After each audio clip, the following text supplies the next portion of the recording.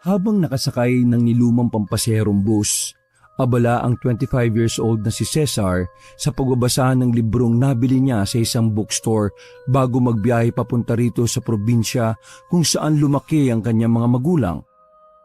Nag-request kasi ang mga magulang niya na dalawin naman ang lolo Crisanto niya na nasa 70 years old na. Dahil nasa ibang bansa ang mag-asawang Rojo at Clemencia Rosales, siya ang kinukulit ng kinukulit para kahit papaano ay hindi magtampo ang matandang Ginoo na mag-isa na ngayong naninirahan sa liblib na baryo sa bandang timog Katagalugan. Dahil bukas ang bintana ng nasabing pampaseherong sasakyan, kaya naman F na F talaga ang matangkad na binatang sa pagbabasa niya. Mas relaxing kasi sa pakiramdam ang ganoong pagbabasa, lalo na kung napapaligiran ka ng magagandang tanawin, mga puno, taniman at kabundukan na dinagdagan pa ng malamig at sariwang simoy ng hangin. What is voodoo? It is a religion that is derived from African polytheism and ancestor worship and is practiced chiefly in Haiti. It is also a person who deals in spell and necromancy, a sorcerer's spell, a hexed object. In other terms, in Western countries, it is called charmer, conjurer, enchanter, mage, magician, magus, necromancer, sorcerer, magician, voodooist, witch, or wizard. In France, voodoo started 1700s in the Philippines. Aray! Ba yun? Nahinto na siya sa pagbabasa sapagkat napadaan sila sa malubak at maputik na daan. At dahil na rin sa pagkabigla ay nabitiwan niya ang libro na nahulog sa labas ng bus. Hindi na niya to nakita dahil tila natabunan na nagtatalsikang putik galing sa gulong ng sinasakyan niyang bus. Naknanto ko naman kabibili ko lang nun eh. Gustuhin niya mang magreklamo pero naisip niyang wala na ring saysay dahil abala na ang lahat sa paghawak sa kung saan-saan para lang hindi mahulog sa mga kinauupuan. Ganun na rin ang kanyang ginawa at dahil binayaran niya rin ang katabing upuan kaya wala siyang katabi. Kaya naman isinampa na lang niya roon ng paa at sumandal sa binate para mas maging komportable. Grabe naman tong daan. Papunta kina lolo. Parang bago ko makarating laspag na ako. Naudlot na siya sa pagbigkas sapagkat nagawi ang tingin niya sa pinakadulong upuan ng kaliwang bahagi ng bus. Meron kasi rong isang Ginoo na maputla ang mukha. Medyo lubog ang mga mata at tila nangangayayat. Panay ang himas nito sa magkabilang balikat habang marahang iniikot na pa-counterclockwise ang ulo. Nang limingon sa kanya ang lalaki, ay umiwas kagad siya ng tingin sa likuran niya mismo sa pinakadulo ring bahagi ng bus. May 3 malalaking bayong na di-zipper na nakikita niya lang sa mga malalaking pamilihan katulad ng Divisoria at Baclaran. Sa pinakadulo na malapit sa bintana ay may napansin siyang paa ng tao. Pero bago pa niya tingalain to, ay isang malakas na pag-uga na ang yumanig sa kanilang lahat na nakasakay sa bus. Napapikit tuloy siya at pagdilat niya ay nakatingin na siya sa bubungan ng sasakyan. Huminto saglit ang bus at bumaba ang driver, konduktor at ilang pasahero. Aray! Ang sakit nun Naudlot na naman siya sa pagsasalita sapagkat mula sa pagkakahiga sa upuan ay napatingin siya sa daanan ng mga pasahero. Nakita na naman kasi niya ang paang nakatalikod sa likod ng bus. Naglalakad to papunta sa harapan kasunod ng iba pang tao. Nang bumalik siya sa pwestong pagkakaupo, ay hinanap niya ang marungis na paa pero wala naman siyang nakita kaya napakusot mata siya bago lumingon sa likuran. Nakita niya ang lalaki kanina, ang pwesto ng 3 bayong at pagkatapos ay humimas-himas na naman to sa magkabilang balikat habang iniikot-ikot ang ulo na pa-counterclockwise. Kahit sino naman sigurong magbuhat ng ganyang kalaking bayong, sasakit din talaga ang mga balikat eh. Pero in fairness kay kuya, sa katawan niyang yan, nakakuha niya pang magbuhat ng ganyang kalalaking bayong. Pagkalaon ay sumilip siya sa bintana sa pinagmasdan at pinakinggan ng driver, konduktor at ilang pasahero na nagpapalitan ng usapan. Nastak kasi ang bus sa putikan kaya kailangan magtulungan ng mga pasahero para makalis doon bago dumilim. Habang abala ang lahat, dinukot lang ni Cesar ang kanyang cellphone at nang makitang 4:00 na ng hapon ay napabuntong hininga siya. Pero napakunot noo siya nang mapansin niyang walang signal sa area kung saan sila naroon. Tinamaan naman talaga na magaling oh. Walang signal mode. Ay nako naman. Napasandal na lang siya sa upuan habang ibinubulsa ang cellphone. Pagkatapos noon ay hinayaan na lang niya ang mga tao sa labas na magtulong-tulong. Bahala kayo dyan. Iidlip ako. At nakaidlip nga siya pero hindi niya rin inakala na magiging mahaba ang kanyang pagtulog. Nagising na lang kasi siya dahil sa malakas na sigaw ng konduktor na nagsasabing nasa Barrio Magdalena na sila. Pagkadilat ng mga mata ay kaagad napatayo si Cesar. At dahil sa matangkad ang binata, kaya nauntog pa siya dahilan upang mabaling ang atensyon ng mga tao sa kanya. Malakas kasi ang tunog. Naman, buwisit naman oray ko. Habang kumakamot ng ulo ay muling pasigaw na nagtanong ang konduktor kung merong bababa kaya nagsalita siya kaagad. Pakibaba na lang ako sa arko, Manong. Pagkahinto ng bus ay kinuha niya kaagad ang bag sa compartment na nasa ulunan niya at dali-daling bumaba sa bus dahil na rin sa hiya. Nang nasa arko na siya ay minasdan niyang umandar ang bus paabante. Pero hindi pa man nakakalayo ay huminto na to. Kunot noon niyang pinagmasdan ng bus habang kumakamot-kamot pa rin sa ulo. Oh, bakit huminto na naman? Ilang segundo lang din ay nasagot na ang tanong niya sa sarili. Ang lalaking may bitbit na 3 bayong ay bumaba rin pala. Tinulungan pa ito ng konduktor sa pagbababa ng mabibigat na bayong hanggang sa may lumapit na roong isang tricycle galing sa terminal na hindi napansin ni Cesar. Uy, may tricycle pala. Ay, buti na lang. Tumakay siya at kaagad nagpababa sa bahay ng kanyang lolo Crisanto. Alam niya naman kasing halos lahat ng mga tao roon ay makakakilala na, kaya hindi na rin siya gaanong nababahala. Pasado 5:30 ng hapon ay narating niya na nga ang dati nilang bahay nung hanggang 5 taong gulang siya. Pagbaba pa nga niya ng tricycle ay may nakita siyang lalaking mas matangkad pa sa kanya. Medyo maputla lang to at lubog ang mata. Kahit na nahihiya ay nilapitan niya to at tinanong dahil nakatayo lang ito sa gilid ng gate. Kuya, dito po ba ang bahay ni Lolo Crisanto? Nakangiting tumango ang Ginoo at pagkatapos ay nakipagkilala pa ito bilang si Eric bago bigla na lang umalis at naglaho ng hindi niya namamalayan. Napabuntong hininga na lang siya bago tumapat sa gate at magsalita ulit. Salamat, nakarating din.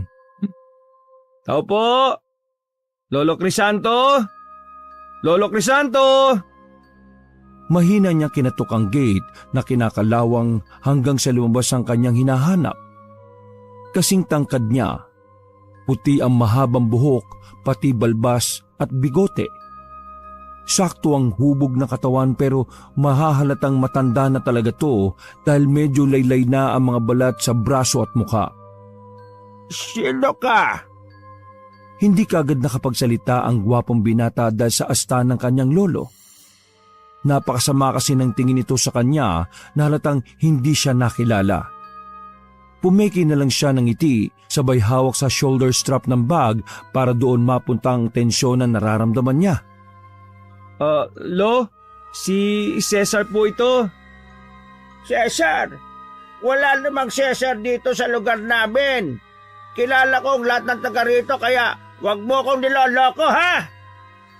Napangiwi na lang ng pasimple ang matangkad na binata sapagkat kitang-kita niya ang pagkunot ng noo ng kanyang lolo. Umalis ka na rito kung ayaw mo makatikim sa akin. Si lolo talaga. Napakapalbiro. Anak po ako ni Rojo at Clemencia Rosales, lo. Ako po si Cesar Rosales, ang nag-iisa mong apo. Pagkasabi niyang yon ay biglang nagbago ang reaksyon ng mukha ng Ginoong may mapuputing buhok. Tila nagliwanag sa tuwa ang mukha nito pagkakita sa kanya na hindi pa rin makapaniwala. Ano ba yan, Cesar? Ang laki mo na. Bilisan mo at pumasok ka dito, apo. Pagbukas ng gate at paglapit sa matandang lalaki, ay nakangiting nagmano ang binata bilang paggalang. Niyakap naman siya ng maigpit ng kanyang lolo na halatang sabik na sabik at nangungulila sa pagmamahal. Butit na padalaw ka. Ano namang masamang hangin ang nagpatpad sa'yo rito? Dabi ka naman, lo. Masamang hangin talaga. Sa pogi kong ito masamang hangin lang ang magdadala sa akin dito. Siyempre po, na-miss ko kayo, no? Ay, nako. Duda ko dyan. Malamang inutusan ka ng tatay at nanay mo, ano? Kasama na yon pero siyempre, in my own willingness, ginusto ko rin makabalik ulit dito. Plano ko na talaga yun, lo bago pa sabihin nila papa at mama. Dapat nagpadala ka muna ng sulat na pupunta ka rito para nakapaganda man lang ako at nasundo kita sa bukana ng barya. Marami pa naman loko-loko rito. Mabuti na lang at hindi ka naligaw. Nagpigil sa pagtawa ang matangkad na binata matapos marinig ang sinabi ng kanyang lolo patungkol sa pagsulat. Sa kabilang banda ay nakaramdam siya ng habag para rito. Sapagkat sa sibilisadong henerasyon ay tila namumuhay pa rin si Lolo Crisanto sa dating kapamaraanan. Lolo, hindi na usang pagsulat-sulat ngayon. Isang message at call lang pati social media. Pwede na kayong makontak basta may cellphone, no? Ang kaso nga lang, wala namang signal dito sa lugar nyo Kaya hindi na ako nagsabi. Yun nga ang punto ko, apo. Walang silbi sa lugar na ito ang cellphone na yan. Halika na nga sa loob, apo, para makapaghapunan na tayo. Mabuti na lang nagbigay si Luning at saka yung apo niya ng ulam kani-kanina lang. Sige po, lo. Nagugutom na rin ako Itong mga nabili kong pagkain dito sa bag, hindi naman panghapunan Habang pumapasok sa loob ng bahay, ay naisip ng gwapong binata ang Luning na tinutukoy ng kanyang lolo. Bago kasi bumaba ng tricycle, ay meron siyang nakita at nakasalubong na matandang babae na may kasamang magandang dalaga na tila galing mismo sa bahay ni Lolo Crisanto. Baka yun na nga yun. Maganda pa naman yung babae. Ano kayang pangalan? Pagdating nila sa kusina ay pinapwesto kagad ni Lolo Crisanto ang kanyang apo sa tapat ng hapagkainan. Pagkuha ay kumuha siya ng 2 plato at kutsara. Nasa mesa na kasi ang maliit na kaldero na naglalaman ng kanin habang ang ulam ay nakatakip lamang ng lumang plastic dish cover. Pagtanggal ng matandang lalaki ng tumatakip sa ulam ay tumambad sa paningin nila ang mainit-init pang bangus na sinigang sa miso. Humalimuyak din ang mabangong amoy nito kaya napalunok si Cesar. Wow! Mukhang masarap yan, lo Mainit-init pa. Oo. Nagbigay ng ulam yung pinakamalapit kong kapitbahay si Luning, pati yung apo niya na si Lenny. Lenny pala ang pangalan nun. At malapit na kapitbahay pala ni Lolo. Nice! Mukhang may enjoy ko tong bakasyon ko rito Bakit napapangiti ka dyan? Nasisiraan ka na ba ng bait? Kapay, magsandok ka na't kumain. Grabe ka naman, lo. Natutuwa lang ako kasi mukhang may enjoy ko yung bakasyon ko rito ng 1 linggo Enjoy naman magbakasyon dito, apo. Tama ka dyan. Pero sa ngayon medyo may problema kinahaharap ngayon ng baryo kaya mag-ingat-ingat ka, ha? Ayaw naman kitang mapahamak habang nasa poder kita kaya naman sasamahan kita sa mga lakad mo. Okay lang naman lo, para magkaroon tayo ng bonding. Gusto ko rin po talaga kayo makasama eh. Yun naman ang purpose ng pagpunta ko rito eh. Ngumiti ang matandang lalaki at nagsimula ng kumain. Itatanong pa nga sana ni Cesar kung ano ang tinutukoy ng kanyang lolo na kinakaharap na problema ng baryo, pero pinigilan na niya muna ang sarili. Ayaw niya munang basagin ang masayang hapunan na nakasama niya ulit si Lolo Crisanto sa tagal ng panahon. Habang kumakain, ay marami pa silang napag-usapan patungkol sa buhay ng buong pamilya. Hindi masyadong tinatanong na matandang Ginoo tungkol sa mga magulang niya, pero siya lang ang kwento ng kwento. Makalipas ang ilang minuto, pagkatapos nilang magapunan, ay sinamahan ng matandang Ginoo ang kanyang apo sa dati nilang silid noong nakatira pa sila rito. Nang nandun na, ay iniwan muna ni Lolo Crisanto si Cesar para makapagpahinga saglit at makapagbihis na rin. Hindi naman ganun karumi at kaalikabok ang silid dahil ayon sa matandang lalaki, palagi niyang nililinis ito dahil madalas din siyang may mga panauhin. Hindi na masyadong matandaan ng gwapong binatang itsura ng nasabing kwarto, pero sa pagkakaalala niya, malawak ito noon. Sa bagay, bata pa ako noon kaya parang malawak ang tingin ko sa kwarto na to. Pero ngayon ko lang na-realize na mas malaki pa pala ang kwarto ko sa bahay kaysa rito. Napagtiyagaan pala nila mama at papa na tumira rito. I wonder kaya umalis at nagpunta sa Manila. Pero bakit kaya hindi sumama si Lolo? Inilapag niya ang malaking bag sa gilid ng lumang kama at naupo roon habang naguhubad ng suot. Sabi ni Lolo, madalas daw siyang may mga bisita. Sino-sino naman kaya? Hindi pa niya natatapos halos ang pagsasalita at paghuhubad ay nakarinig na siya ng boses mula sa labas. Nakabrief tuloy siyang napasilip sa maliit na bintana ng silid at nakita niya sa labas ang tatlong katao na kausap ang kanyang lolo. Dahil madilim na ang paligid, kaya hindi niya maaninag masyado ang mga taong kausap na matandang Ginoo. Hindi niya rin masyadong marinig ang usapan dahil medyo malayo at mahina ang mga boses kaya umalis na siya sa gilid ng bintana at nagpatuloy na sa pagbibihis. Maya-maya pa, pagkatapos makapagpalit ng pambahay, habang nakahiga sa kama at nagmumuni-muni ay kumatok si Lolo Crisanto sa pintong nakabukas bago nagwika. Apo, Cesar, gusto mo bang sumama mamayang alas 7 sa isang kapitbahay natin dito sa baryo? Sige po. Ano pong meron, Lo? Lamay yun, Apo. Ayos lang ba sa'yo? Kung ayaw mo naman, pwede kang magpaiwan dito. Naisip lang kitang isama dahil medyo matatagalan ako makauwi. Wala kang kasama rito hanggang mamayang alas 12 ng hating gabi. Hindi po, Lo. Sasama po ako. Wala rin naman akong gagawin kung magpapaiwan ako dito.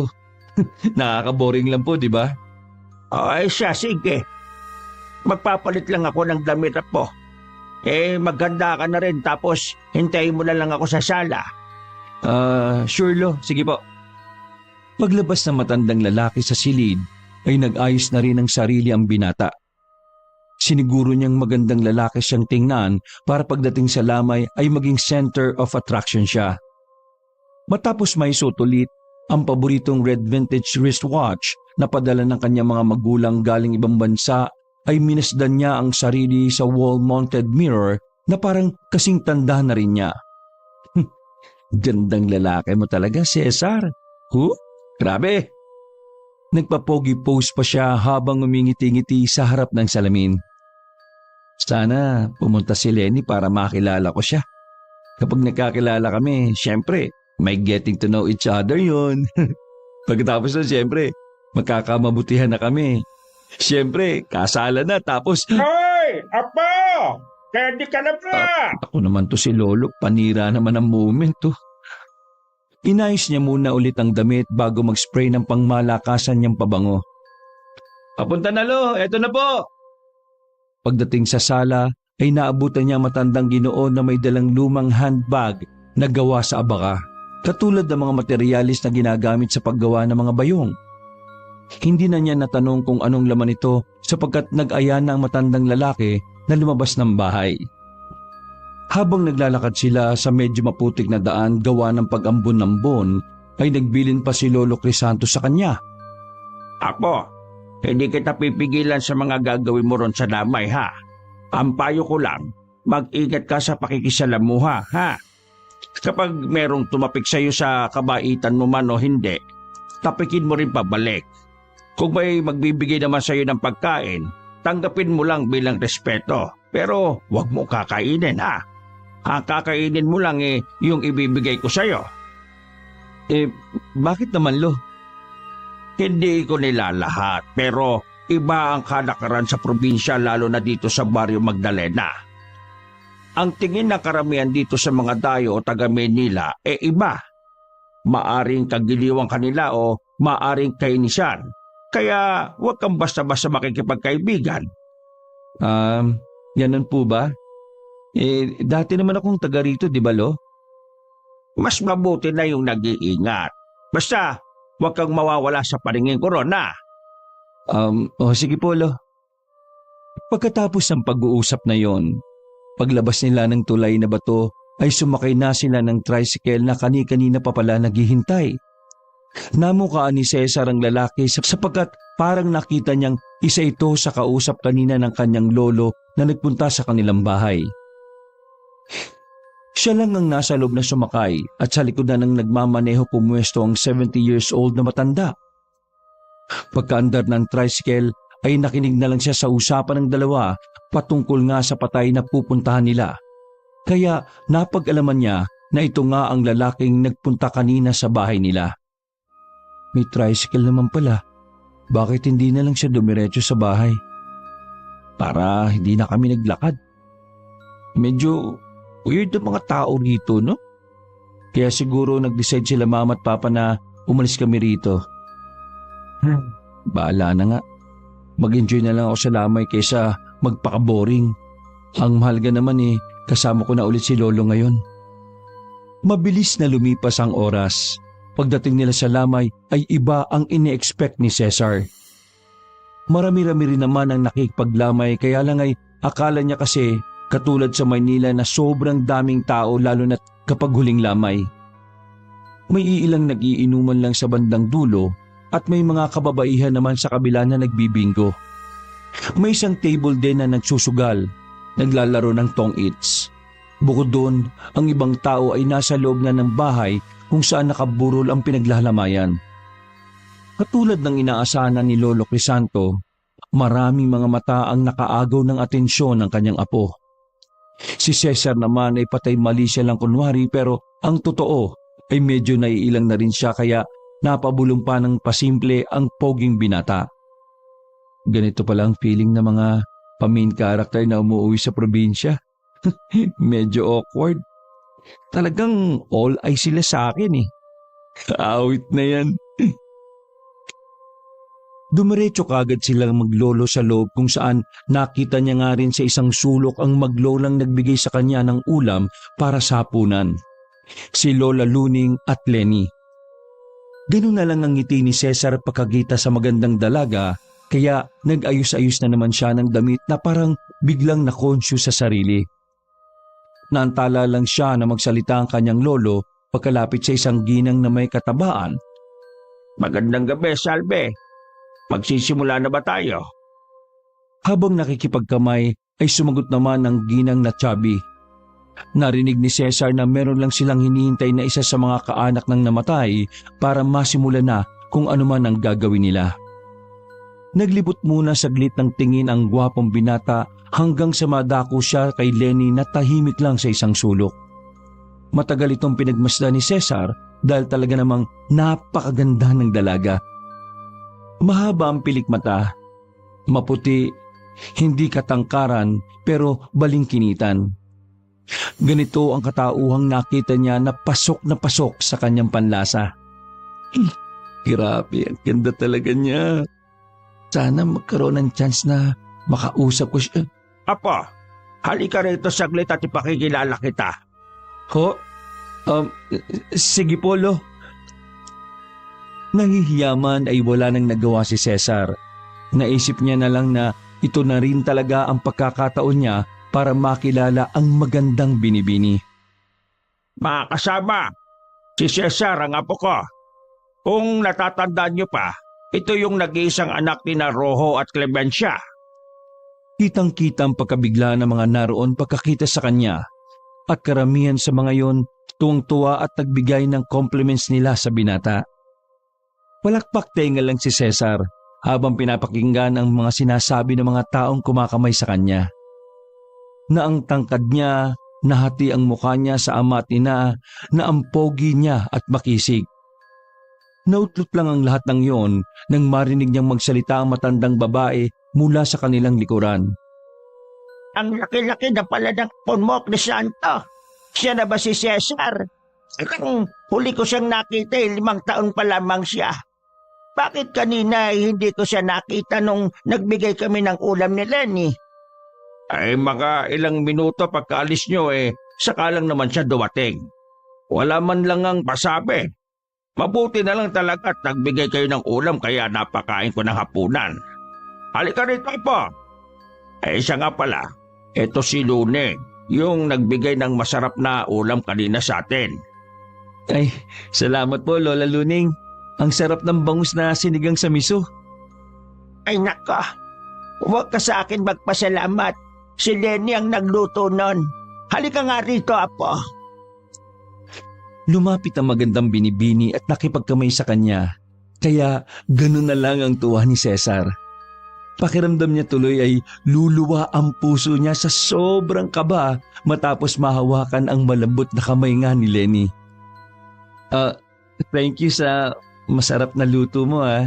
Ay, Cesar nga pala. Walang anuman. Ako nga pala si Lenny, apo ni Lola Luning.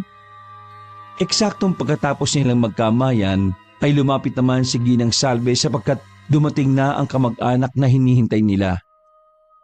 Dahil doon ay pumwesto na si Ginoong Crisanto sa harap ng kabaong at umupo doon habang si Cesar ay nanatili lang sa kanyang pwesto at nagtatakang pinagmamasdan ang kanyang lolo. Lumapit din sa unahan si Lola Luning pero naiwan si Lenny na katabi lang ng binatang nagmamasid sa mga nangyayari. Anong gagawin nila? Ipapanalang nila si Kuya Iping para mabilis na makatawid ang kaluluwa niya sa kabilang buhay. Ganun pala. Hindi na lang ipinahalata ni Cesar na nakokornihan siya sa sinabi ng dalaga sapagkat bilang laki sa syudad, katawa-tawa kapag nakarinig ng mga ganoong pananalita. Pagkadaka ay napatingin ulit siya kay Lolo Crisanto na abala na.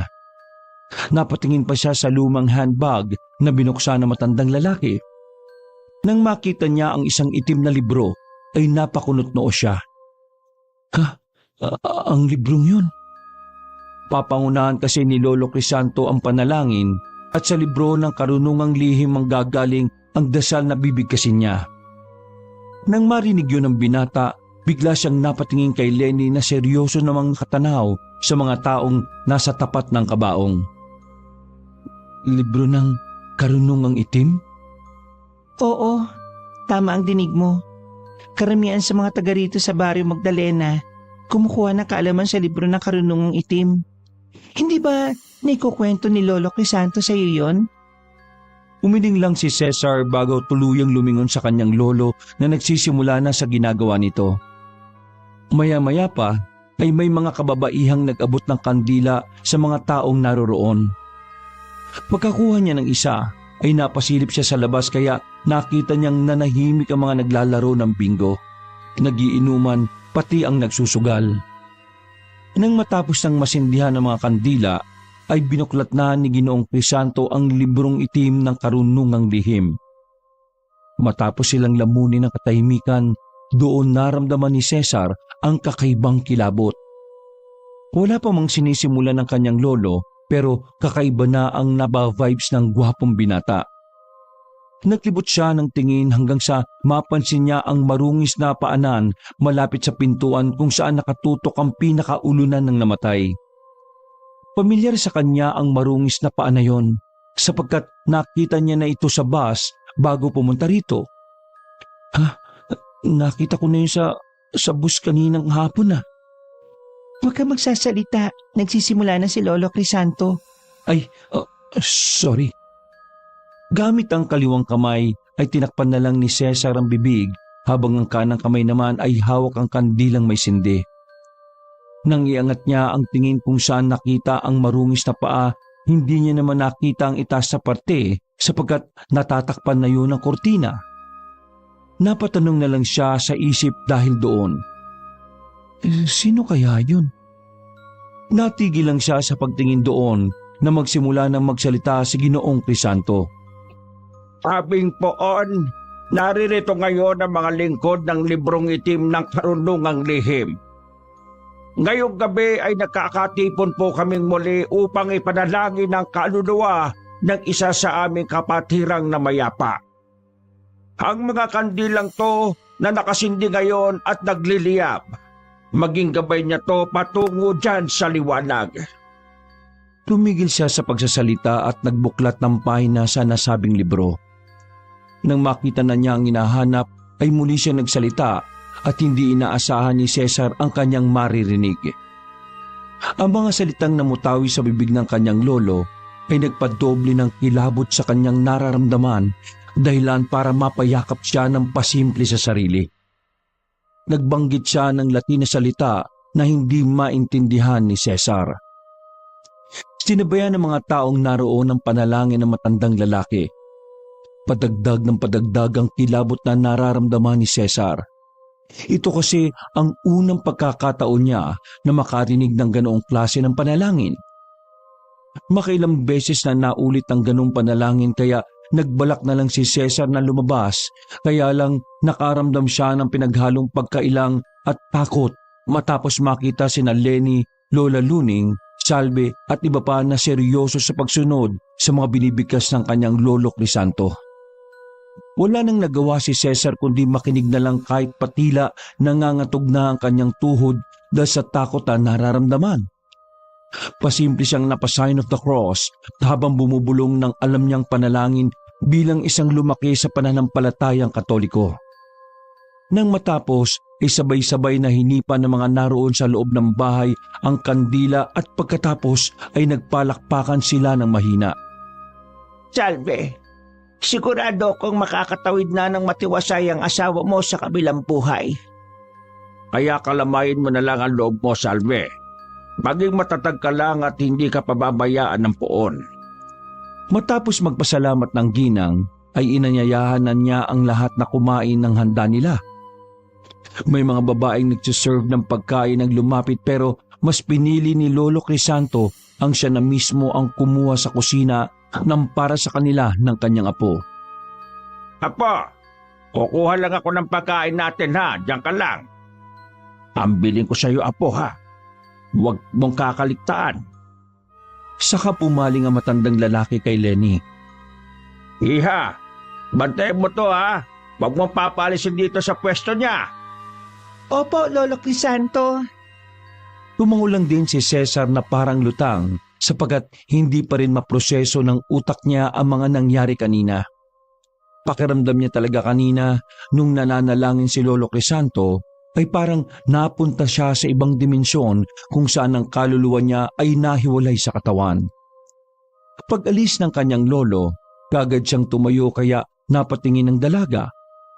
Pinapaypayan niya ang sarili gamit ang sariling suot na damit dahil pakiramdam niya ay ang sikip-sikip ng kapaligiran at ang init-init. Nang di pa rin siya komportable ay naglakad na siya palabas pero nagsalita si Lenny kaya saglit siyang natigilan. Saan ka pupunta, Cesar? Sabi ni Lola mo, huwag ka raw aalis. Baka pagalitan ako noon. Hindi ka naman siguro pagagalitan nun. Magpapahangin lang ako saglit sa labas. Ang init kasi rito eh. Papasok na lang ako maya-maya kapag napreskuhan na ako. Nagtuloy-tuloy na siya sa paglalakad hanggang sa makalabas ng pintuan. Doon ay minasid niya ang mga mesa kung saan nagtuloy ang pagtotong-its, pag-iinuman at pagbibingo. Pumesto siya sa pinakadulong mesa na malapit sa gate dahil walang tao roon. Naupo siya at muling pinaypayan ang sarili gamit ang suot na damit. tumigil lang siya nang mapreskuhan na ang kanyang katawan. Habang busy ang lahat sa kani-kanyang pinagkakaabalahan, ay nag-ikot-ikot lang siya ng tingin. Iniisip niya kasi ang nasaksihan kanina. Member pa ng kulto si Lolo? Alam kaya nila Papa at Mama to? Siguro kaya sila umalis dito sa Barrio Magdalene.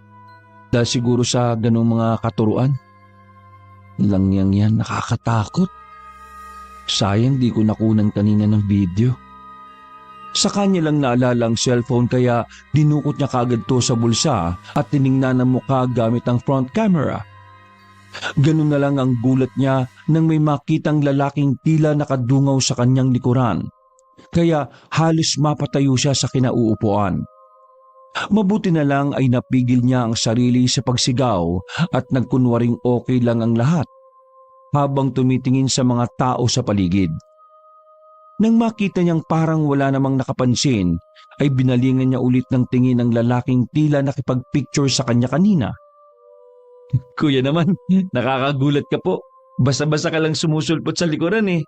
Nakakagulat po talaga, promise. Akala ko multo ka na eh. Ipit na ngumiti lang sa kanya ang ginoong chubby na medyo namumuti ang mga mata at namumutla ang balat kaya ganun na rin ang kanyang ginawa kahit ilang na ilang siya rito. Pagkatapos noon ay tinapik siya nito sa balikat bago maglakad papasok sa loob ng bahay. Nang maalala niya ang bili ni Lolo Crisanto patungkol sa pagtapik, ay hinabol niya kaagad ang lalaking chubby pero pagpasok niya sa loob ay sinalubong na siya ng kanyang lolo. Cesar, sabi ko naman sa iyo na huwag kang lalayo, di ba? Umupo ka na nga ron at ito na ang pagkain natin. Kumain ka na muna at makipagkwentuhan kay Lenny ha, para hindi ka antokin. Maya-maya lang uuwi na rin tayo dahil maaga pala yung libing bukas. Hindi na nakaalma pa ang gwapong binata. Umupo siya sa tabi ni Lenny at habang kumakain ay nagsimulang magbukas ng usapan ng dalaga. Natakot ka ba kanina? Napansin kitang parang iba ang itsura ng mukha mo tapos parang nakayakap ka sa sarili mo eh. Pasensya na. Hindi kasi ako sanay eh. First time kong maka-encounter ng ganong klaseng prayer. Teka, panalangin ba yun o parang orasyon? Ikaw nang bahala kung ano sa tingin mo, kung orasyon ba siya o panalangin. Pero dito kasi sa Barrio Magdalena, natural na ganito dahil karamihan dito nag-aral ng panggagamot. Panggagamot? Anong kinalaman ng klase ng prayer niyo sa panggagamot? I see. Ibang panggagamot pala ang tinutukoy mo. Like, kulam ba? Parang ganon? Nakangiting tumango si Lenny bago sumubo at ngumuya na makakain. Nang malunok na, ay muli siyang nagsalita na tila naaaliw sa kausap niyang inosente sa mga ganoong bagay. Si Lola Luning at Lolo Crisanto mo, ang mga namumuno. Tapos si Aling Salve pati yung iba pa. Nang mapansin ng dalaga na tila nakaramdam na naman ng kakaibang takot ang kanyang kausap dahil sa mga sinasabi niya, ay muli niya tong kinausap para mapagaan ang loob at mapawi ang pangamba. Hindi naman porke sinasabing mangkukulam masasama na. Katulad ng lolo mo at lola ko at ang iba pang taga rito na tinuturuan nila, ginagamit nila ang librong itim ng karunungang lihim para makapagpagaling ng tao at para hindi pumatay. Nagets ko na. Pero may tanong lang ako. Kung nanggagamot sila ng mga may karamdaman, anong kinamatay ng asawa ni Aling Salve? Si Kuya Iping, tama? Hindi kaagad nagsalita ang dalaga.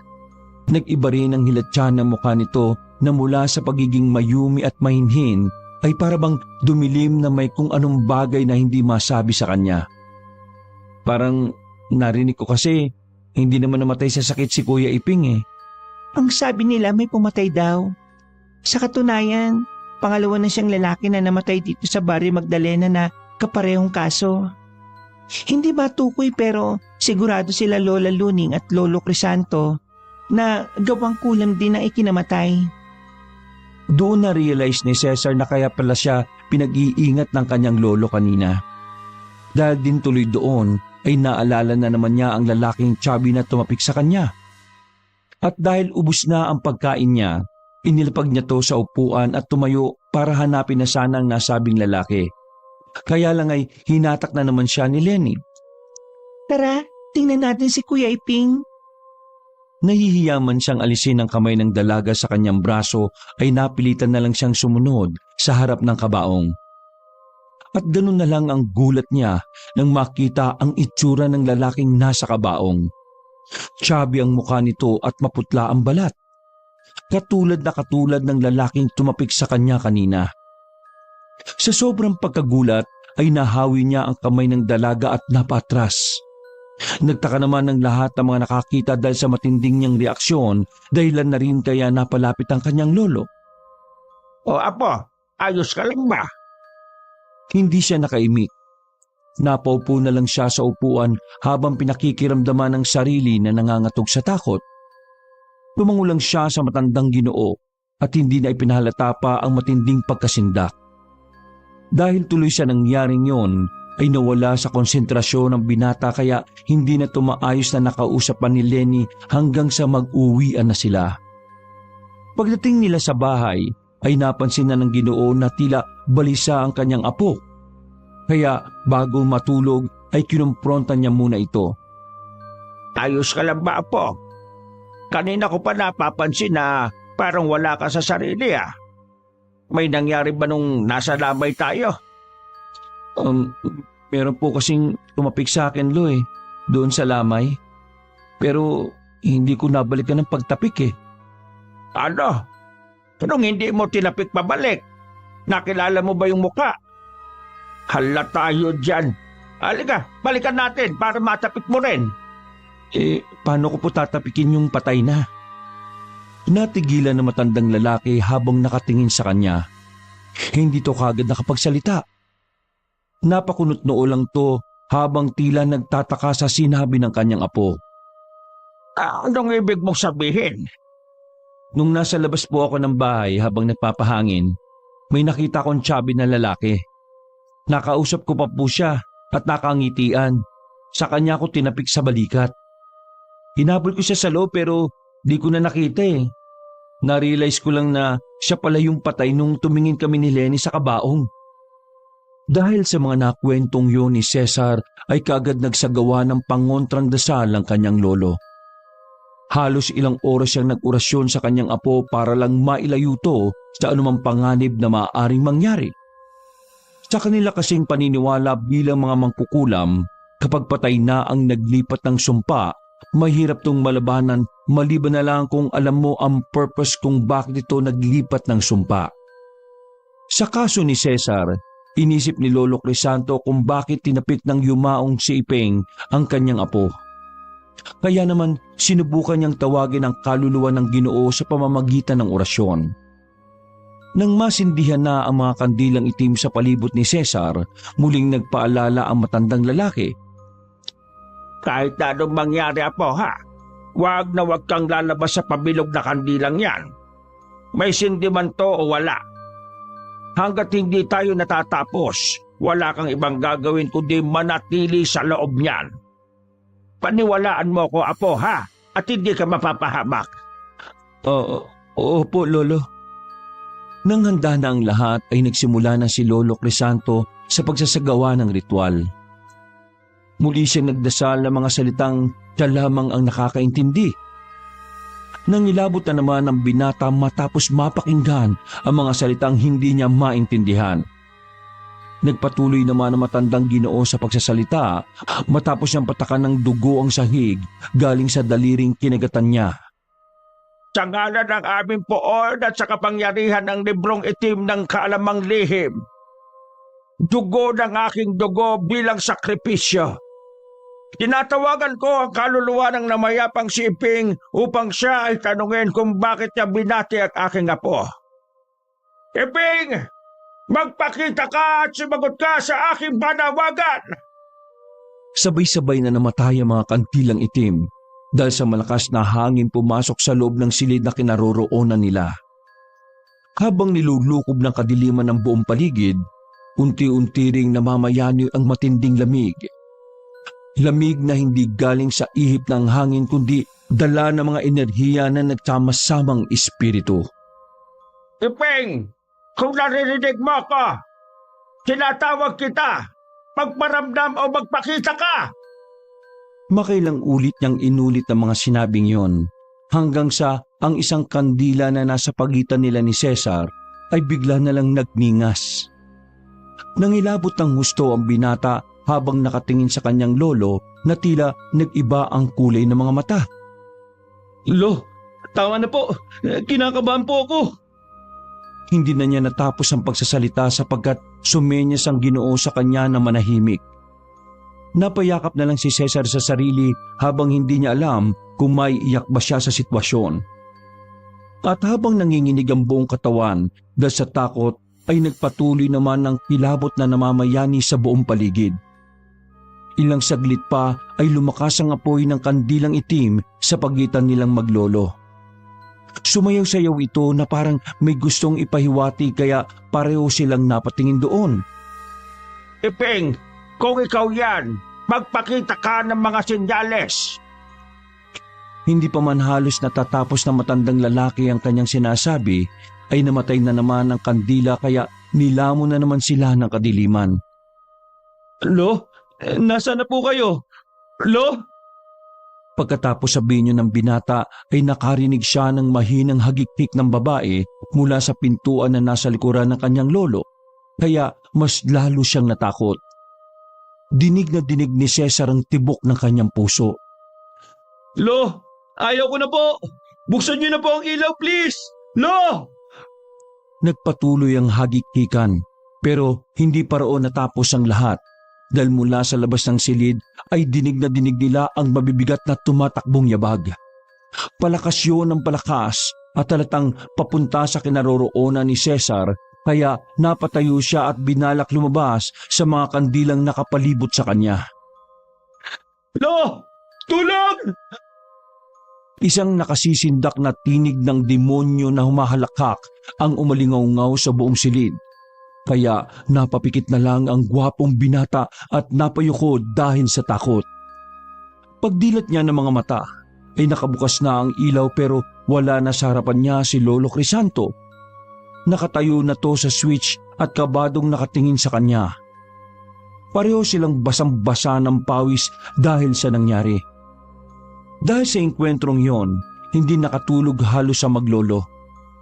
Inanyayahan niya rin munang matulog si Cesar sa kanyang kwarto habang hindi pa nare-resolba ang tungkol sa pagtakip ng namayapang si Iping. Habang nagpapalipas sila ng oras sa silid, ay naikwento pa na matandang lalaki sa kanyang apo na tila meron daw pumipigil kay Iping para makipag-ugnayan. Isang malakas na uri ng sumpa ng masamang mangkukulam. Dahil doon ay hindi na rin napigilan ni Cesar ang magtanong sa kanyang lolo. Lo, ano po bang ikinamatay ni Kuya Iping? Ang totoo niyan, hindi pa rin namin matukoy sa ngayon kung bakit siya pinatay na masamang mangkukulam. Pinatay ng masamang mangkukulam? Paano niyo po nasabi? Ang mga kaanib ay protektado ng librong itim ng karunungang lihim. Hindi basta-basta nakakasakit o nakakaiwas sa anumang panganib. Ang tanging magiging sanhi lang ng kapamakan ng isang kaanib ay mismong pangkukulam din. Ganun po pala. Kaya medyo naintindihan ko na. Pangalawa na si Iping sa mga namatay na kaanib kaya nag-aalala na kami dahil baka may sumunod pa. Ayaw na naming may sumunod pa sa kanila ni Eric. Nang marinig niya yon ay biglang sumagi sa isip niya ang lalaking nakita sa tapat ng gate noong dumating siya rito. Lolo, matangkad po ba yung Eric na tinutukoy niyo? Tapos medyo lubog ang mga mata? Nagtatakang tumango ang Ginoo at hindi na nagsalita. Grabe. Nung pagdating ko po dito, habang nasa gate ako, nakita ko po siya at nakausap eh. Hindi ko sukat akalaing patay na rin pala siya. Bakit po sila parang nagpapakita sa akin? Napaisip din ng matandang lalaki kung bakit nga ba sa apo niya pa mismo nagpapakita ang mga namayapang kaanib. Hindi ko rin alam, apo eh. Pero huwag ka mag-alala sa ngayon. Dahil nag-orasyon naman ako ng pangontra sa iyo kaya habang nandito ka, walang mangyayaring masama. Pinapangako ko. Sana makapag-enjoy ka pa rin sa bakasyon mo rito. Siyempre naman, Polo. Ang mahalaga nakasama ko kayo. Pero matanong ko lang po, alam po ba nila mama at papa ang tungkol sa ganitong ginagawa nyo? Alam naman nila at hindi naman sila hadlang. Ang totoo niya na po, ako lang ang nagsabi sa kanila na umalis sa lugar na ito dahil gusto ko rin naman na mamuhay kayong pamilya ng normal at maayos. Pero sino mag-aakala na sa pagbalik mo hindi kagad normal na pangyayari ang mararanasan mo? Ni wala ka pang 24 oras rito.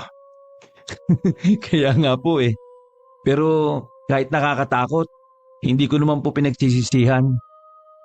Pagkatapos ng usapang yon, ay pinatulog na ng Ginoo ang kanyang apo habang siya naman ay nagbabantay at nag-iisip ng mga dapat gawin.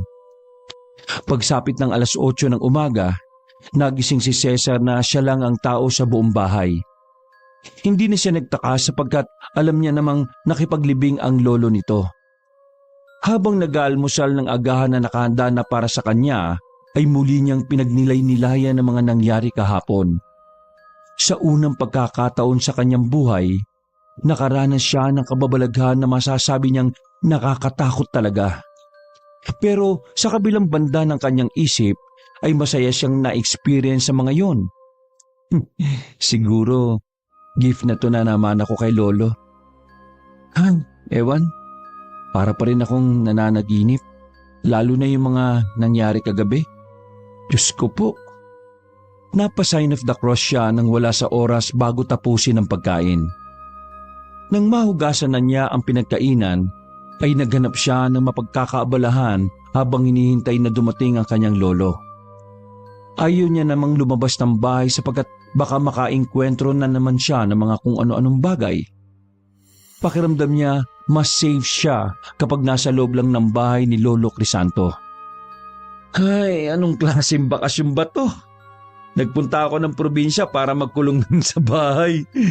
Kung di lang ba naman kasi ako tinapik-tapik ng bulto na yun okay na sana yung magpakita lang sila Pero magparamdam? Niko, ibang usapan na yun. Matapos siyang mapabuntong hininga, ay nakarinig naman siya ng boses ng isang lalaki mula sa gate. Sumilip muna siya sa bintana hanggang sa makita niya ang pamilyar na Ginoong maputla ang mukha. Medyo lubog ang mga mata at tila nangangayayat. Siya yung nakasabay ko sa bus Yung may 3 mabibigat na bayong. Taga rito nga rin pala siya. Himala yata na hindi na sumasakit-sakit yung balikat niya. Hindi na paikot-ikot ang ulo niya. Sa bagay, marami manggagamot sa lugar na to. Baka kaanib din siya nila lolo. Pagkasabing yon, ay saka siya marahang naglakad papunta sa pintuan. Sino po yan? Pasensya na po, wala po si Lolo Crisanto Nakipaglibing po siya kay Kuya Iping. Ikaw naman talaga ang sadya ko kasi ikaw lang makakapagsabi kay Lolo Crisanto. Ako nga pala si Monmon, Cesar. Ako? Ay teka, paano mo ako nakilala? Mapait na ngumiti ang Ginoo bago muling nagsalita. Sa hindi naman malamang kadahilanan ay tila nakaramdam si Cesar ng bigat sa dinadala nito. Pakisabi naman kay Lolo Crisanto, tulungan niya ako. Ngayon, pumunta siya sa bahay. Kailangan ko ng tulong niya. Ayaw kong mamatay ng ganito. Alam kong nakikita mo ang nilalang na nagpapahirap sa amin. Ikaw ang makakapagsabi kay Lolo Crisanto para maalis to sa balikat ko. Pakiusap naman Matapos yung sabihin ni Monmon ay naglakad na to palayo. Sinubukan naman siyang sundan ni Cesar kaya lang paglabas niya ng gate ay wala na ang Ginoo. Bigla siyang napaisip sa mga sinabi nito kaya naman napatangan na lang siya sa gate. At hindi na malayang dumating na pala ang kanyang lolo. Bakit nakatulala ka riyan? Anong meron? Ay, Lo, nandyan na po pala kayo. Wala po ba kayo nakasalubong? Monmon yung pangalan eh. Hinahanap po kayo. Humihingi ng tulong. Si Monmon, sigurado ka ba? Opo. Nakausap ko po siya eh. Ang sabi niya, sabihin ko raw po sa inyo ngayon na pumunta sa bahay nila dahil kailangan na kailangan niya ng tulong niyo. Ano pang sinabi niya? Ayaw niya raw pong mamatay ng ganun eh. May mga sinabi pa ba siya bukod doon, Apo? Ano po, hindi ko po maintindihan pero ganito ang pagkakasabi niya sa akin. Alam ko raw na nakikita ko yung mga nilalang na nagpapahirap sa kanila. Ako raw po makakapagsabi nun sa inyo. Para raw maalis sa balikat niya yung pabigat. Wala akong mag-get sa mga sinasabi niya, Lo eh. Alam mo bang comatose kayo si Monmon? Habang pauwi kami galing sa libing, may nakita kaming ambulansya na nagsakay sa kanya at dinala siya sa poblasyon. Po? Pero kausap ko po siya kanina, Lo eh. Ngayon naiintindihan ko na kung bakit ka tinapik ng kaluluwa ni Iping. Para malaman mo ang dahilan kung bakit siya namatay. Malamang pareho lang to ng nangyari kay Eric at itong nangyayari ngayon kay Monmon. Ano po bang gagawin natin, Lo? Magbihis ka, Apo, at pupunta tayo ngayon sa bahay nila.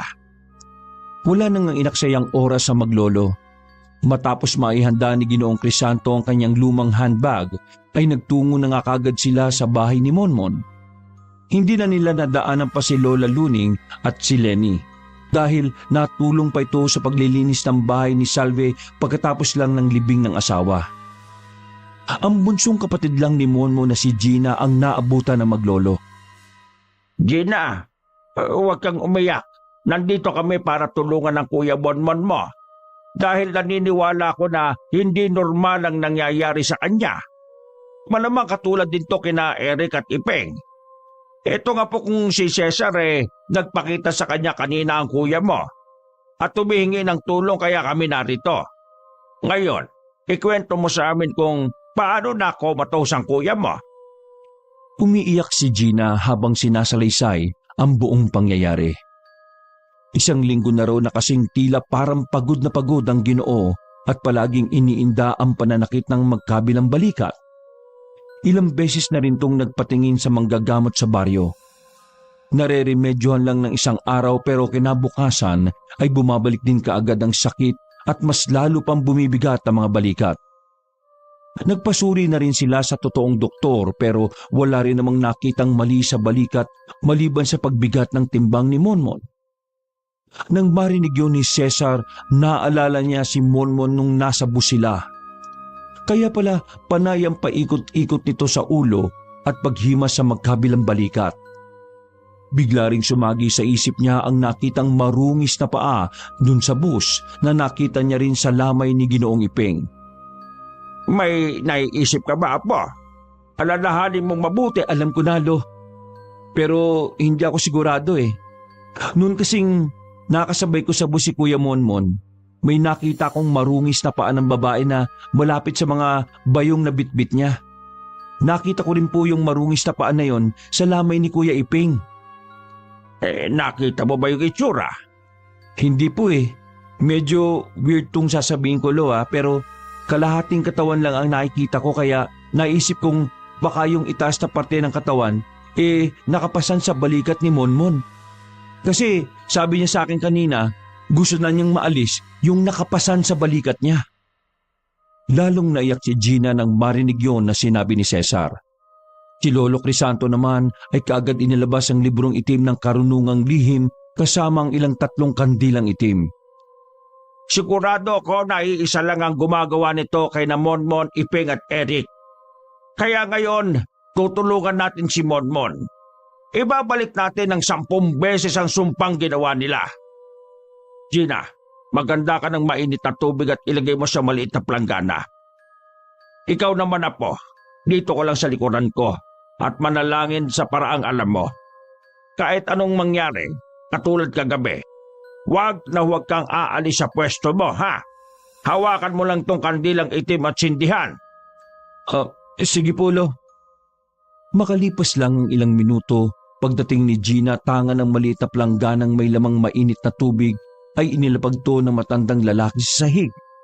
Pagkatapos ay pinagitnaan niya ito ng kandilang patrianggulo. Sinindihan niya isa-isa ang kandila.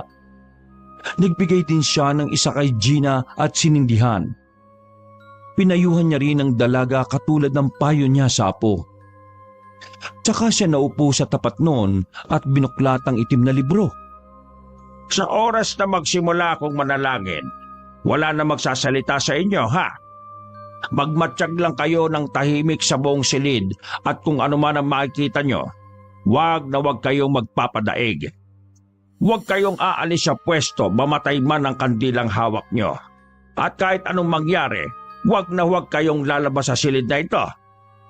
Pagkatango ng dalawa ay nagsimula na siya. Nagbigkas na naman muli si Lolo Crisanto ng mga salitang hindi maintindihan ni Cesar. Mabilis na nag-iba ang aura sa loob ng silid. Naramdaman kagad nilang tatlo yon, lalo na sa Ginoong Crisanto na biglang nabigitan sa kapaligiran. Pakiwari niya ay kasama na nila sa iisang silid ang mangkukulam na nagpapahirap kay Monmon at pumatay kina Eric at Tipeng. Samantala, nanalangin na naman sa isipan si Cesar habang ang dalawa niyang kasama ay abala rin. Lord, aminado po ako na hindi ako paladasal. Pero sa mga oras na to, nakikiusap po ako na protektahan mo po kami ng lolo ko laban sa kung anong klase ng kadiliman ng kalaban namin ngayon. Pati po si Gina at Kuya Monmon. Kayo na pong bahala, Lord. Let your will be done in this place and in our lives.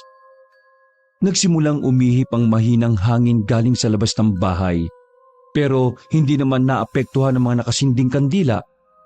Para lang tong nagsasayaw kaya nagpatuloy ang matandang lalaki sa pagbigkas ng kanyang orasyon.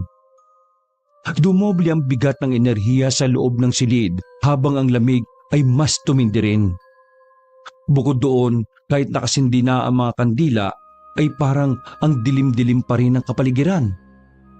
Kinakagat na naman ni Lolo Crisanto ang kanyang hintuturo at nang dumugo na ito ay sa kanya ipinatak sa maliit na plangganang nasa gitna ng patrianggulong hugis ng mga kandila.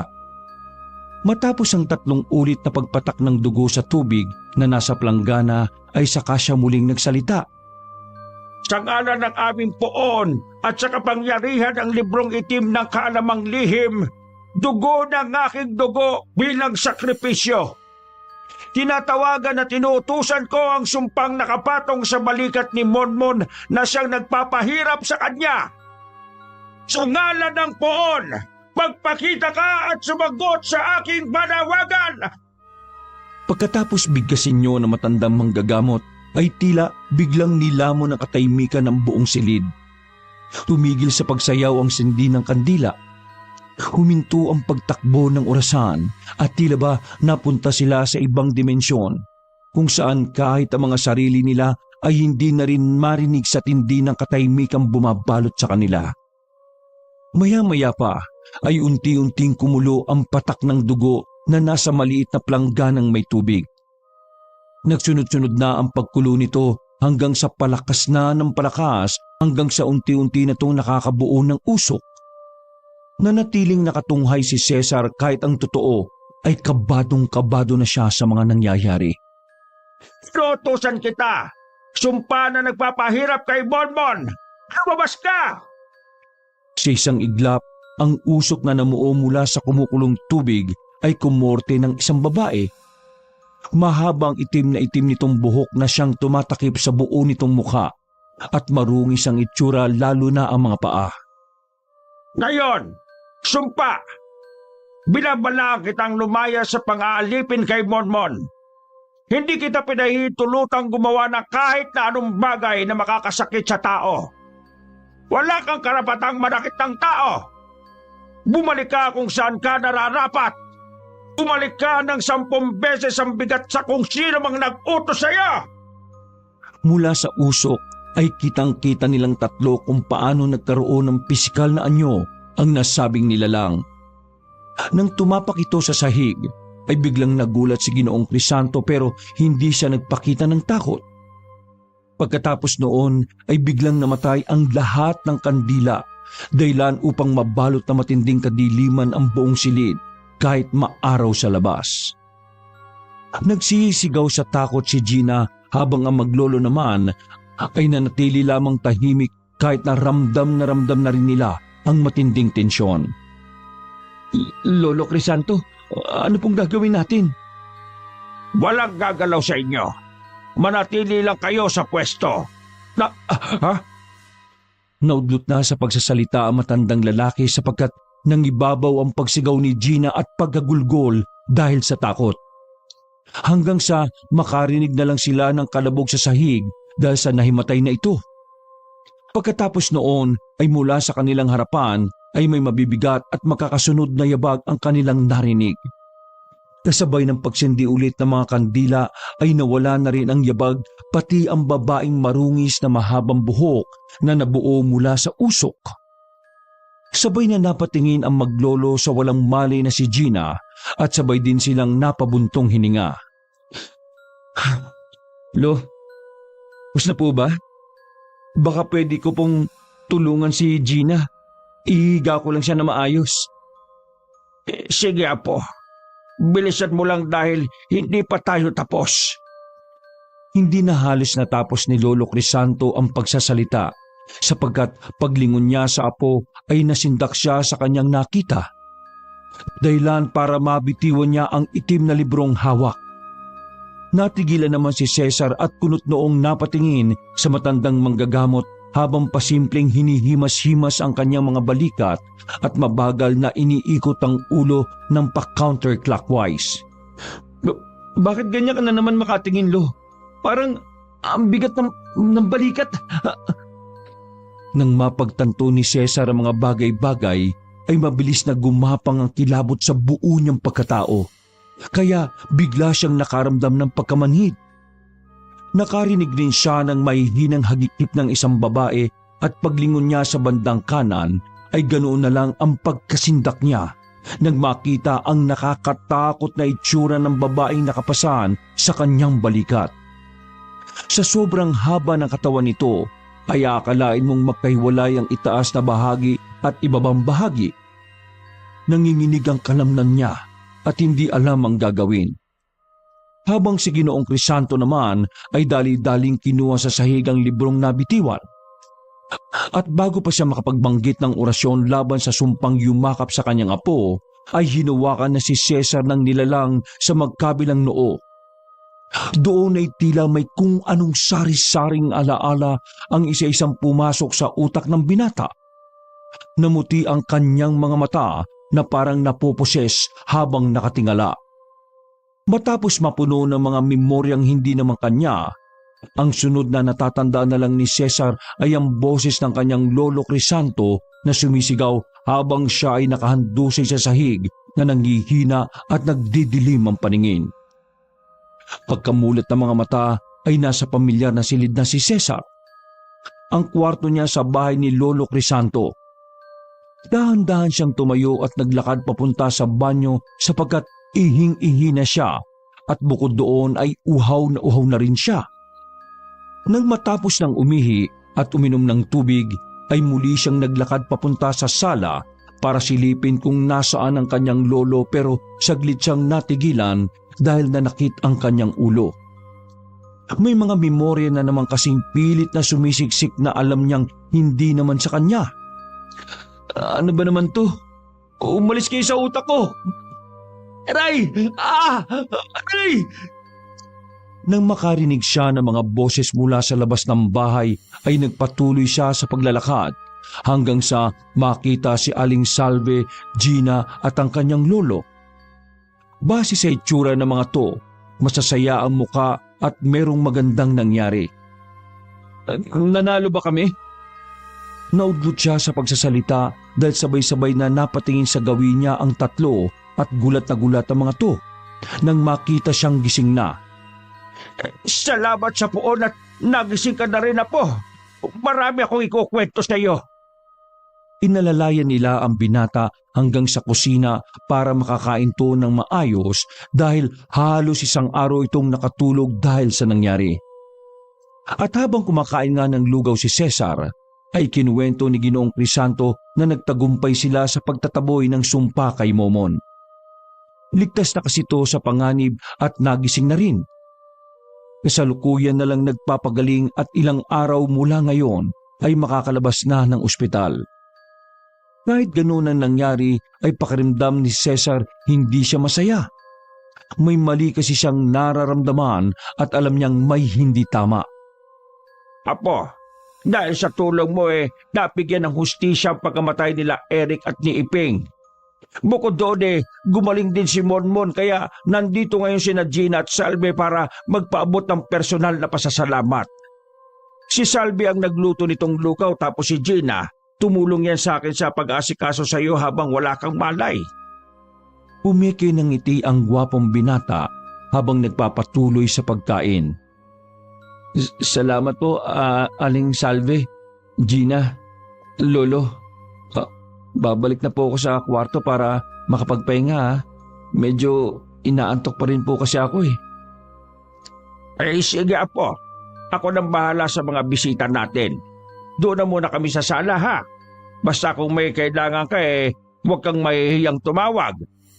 Opo, Lo. Thank you po. Pag-alis ng tatlo ay napansin niyang napapahimas-himas sa balikat ang kanyang lolo kaya napakunot noo siya habang medyo kinukutuban. Mabilis na sumapit ang oras. Habang natutulog siya sa kalagitnaan ng gabi ay dinalaw ng kakatuwang panaginip si Cesar tungkol sa babaeng ginahasa ng 4 na kalalakihan. Sa natitira niyang 3 araw sa poder ng kanyang lolo ay palaging ganon ang napapanaginipan niya. Pero hindi niya namumukhaan ang itsura ng babae. Ang 4 na lalaki naman ay kitang-kita niya ang mga mukha, kaya ganun na lang ang pagkagulat niya. Pagsapit ng linggo, habang nag-ayos sila ng mga gamit at ilang dadalhing pangbaon at pasalubong na pinadala ng mga ilang taga roon bilang pasasalamat, napansin niya si Lolo Crisanto na tila merong iniindang bigat sa kanyang balikat. Ramdam na niya ang bagay na yon pero nanatili siyang tahimik. Magkagayunman ay nag-aalala pa rin siya at naaawa sa kanyang lolo. Lo, sigurado po ba kayong ayos lang kayo? Nako apo, wag mo kong intindihin. Nakapag-ayos ka na ba? Tara't ipapatid na kita sa bukana ng baryo. Makalipas ang ilang minuto, paghatid kay Cesar ng tricycle ay naghintay siya ng bus sa waiting shed. At habang naghihintay, ay eksakto naman na dumating sina Lola Luning at Lenny. Buti at naabutan ka namin. Hindi kami nakapagpaalam dahil medyo abala kaming maglola nitong mga nakalipas na araw. Mag-iingat ka sa pag-uwi mo Pagkakita ni Cesar kay Lenny ay doon na isa-isang bumalik sa kanya ang lahat. Ang mga alaalang isiniksik sa utak niya ng babaeng nakapasan sa balikat. Napaluha siya matapos maalala mga yon, pero ngumiti lang sa kanya ng tipid ang maglola. Pasensya na kung alam ko lang na ganun. Hindi ko na sila tutulungan. Hindi ko sinasadya na tanggalin ang sumpa. Dapat pala, inayaan ko lang yun hanggang sa makumpleto niyo ang paghiganti. Hindi mo kailangang humingi ng tawad. Nakatulong ka pa nga sa amin kung tutuusin dahil nagawang makapasok ng sumpa kay Crisanto kahit gaano pa siya kaprotektado. Salamat at tumating ka dahil makakaganti na rin ako sa mga taong bumaboy sa katawan ko. Si Kuya Eric, si Kuya Iping, si Kuya Monmon, pati ang lolo mong nagpapanggap na banal. Napapunas ng luha si Cesar matapos maisip na tama nga ang kutob niya sa nangyayari ngayon kay Lolo Crisanto, na tila mabigat ang balikat. Nalipat na kasi sa matandang manggagamot ang sumpa ng babaeng nakapasan na iginawad ng maglolang Luning at Lenny para makaganti sa mga kababuyang ginawa ng 4 na kalalakihan. Hindi na nagsalita pa si Cesar sapagkat may dumating ng bus. Lutang na lang siyang sumakay doon hanggang sa nagpatuloy siya sa biyahe. Hindi na niya alintana ang lubak na daan. Umiiyak lang siya ng umiiyak na walang pakialam sa kanyang paligid kahit sino pa ang makakita sa kanya. Makalipas lang ang ilang araw, matapos niyang makauwi ng bahay ay nabalitaan na nga ni Cesar mula sa mga magulang na nasa ibang bansa na pumanaw na ang kanyang lolo Crisanto. Wakas. Habang nakasakay ng nilumang pampaserong bus, abala ang